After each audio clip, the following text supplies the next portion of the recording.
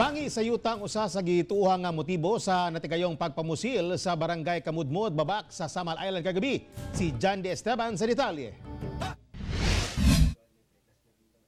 Patay na nga naghayang tapad sa iyang gimanehong motorsiklo ang 50 anyos nga si Jessica Montero Baron.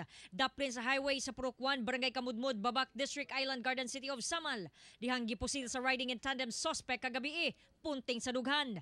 Ang biktima nasayrang usa di ay ka-barangay health worker. Gikan poblasyon Babak ang biktima, nagmaneho sa iyang motorsiklo uban ang duha ka angkas dihang nahitabo ang krimen.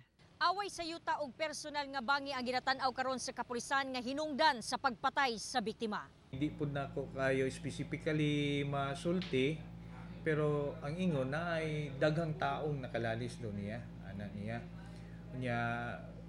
Pero kung lalis-lalis ra, murag dili medyo kayo siya pan bugat god. So mo tan-aw siguro mi dito sa yuta kay murag bugat-bugat po na siya nga part. Naglisod pa ang kapulisan sa pag-ila sa mga sospek kay nakatabon ang dagway sa duha.